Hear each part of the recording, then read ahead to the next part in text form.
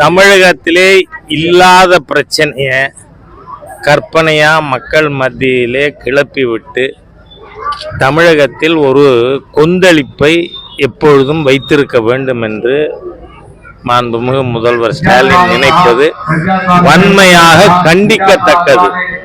ஏன்னா parliament கன்ஸ்டிட்யூன்சி delimitation பத்தி பிரதமர் சொல்லியிருக்காரா அல்லது அரசாங்கம் சொல்லியிருக்கா இல்ல மாண்புமிகு ஜனாதிபதி சொல்லியிருக்காங்களா இல்ல பார்லிமெண்ட் தேர்தல் கமிஷன் சொல்லி இருக்கா? ஒண்ணுமே இல்லாத பொழுது டீலிமிஷன் பத்தி பேசுறது உண்மையிலேயே மோசடி வேலை. இதுல ஸ்டாலின் அவர்கள் ஈடுபட தேவையில்லை. ரெண்டாவது, எதுக்கெடுத்தாலும் சர்வகட்சி கூட்டம் சமபந்தி போஞ்சனம், இது என்ன வேலை? ஆகவே மக்களை ஏமாற்றி திசை திருப்புகின்ற ஸ்டாலினுடைய செயல் வன்மையாக கண்டிக்கத்தக்கது. ரெண்டாவது, தமிழ் மொழிக்கு ஆபத்தே முதலமைச்சர் குடும்பத்தாலங்கிறேனா? நீங்க ஹிந்திய வளர்த்து தமிழை அழிக்கிற சன்ஷைன் ஸ்கூல் நடத்தின்னு இருக்கீங்க. முதல்ல மாண்பும் முதல்வருக்கு தமிழ் பற்று எள்ளுமுனை அளவேனும் இருக்குமானால் அந்த சன்ஷைன் பள்ளிக்கூடத்தை மூடி சொல்லல, உங்க தகப்பனார் கொண்டு வந்த சமச்சீர் கல்வி கூடமா மாத்துங்க.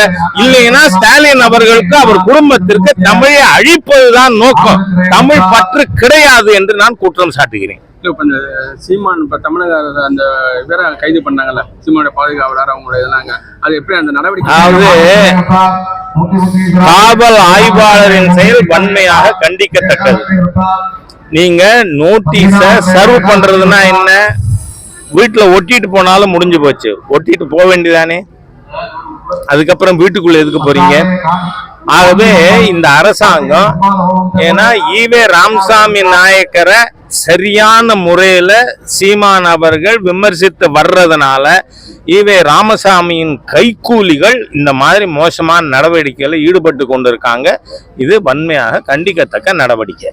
இப்ப சீமான் அவர் மேல இந்த குற்றச்சாட்டு, அவர் அதாவது வந்து இப்ப பெண்கள் வச்சுக்கிட்டு பெண்கள் பேசுறாரு. நான் ஒரு விஷயம் சொல்றேன், கோர்ட்டில் இருக்கிற கேஸு சட்டப்படி நீதிமன்றம் நடத்தட்டும். ஆனால் எல்லாரோட கவனத்துக்காக சொல்றேன், சமீபத்தில் உச்ச நீதிமன்றம் the consensual relationship between two adults is not a criminal ஆக்ட்னு தீர்ப்பு கொடுத்துருக்கு. அதனால சட்டம் அதோட கடமை செய்யட்டும், ஆய்வாளர் என்னத்துக்கு அதிக்கிரமத்தில் ஈடுபடணும்?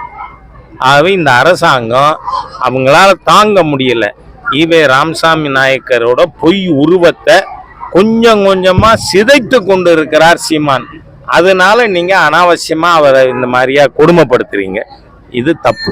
நன்றி நன்றி. நேரம் தொடர்ந்து வந்து பாத்தீங்கன்னா பாலியல் குற்றம், அதே மாதிரி ஆசிரியர்கள் பேராசிரியர்கள் இது வந்து தொடர்ச்சியா இருக்கு. இதுக்கு ஏதாவது முற்றுக்கட்டை இருக்கா? இல்ல, இதுக்கு காரணம் யாரு? முதல்ல ஆட்சிக்கு வந்த உடனே இந்த திராவிடியன் ஸ்டாக் 67ல என்ன வேலை செஞ்சீங்க?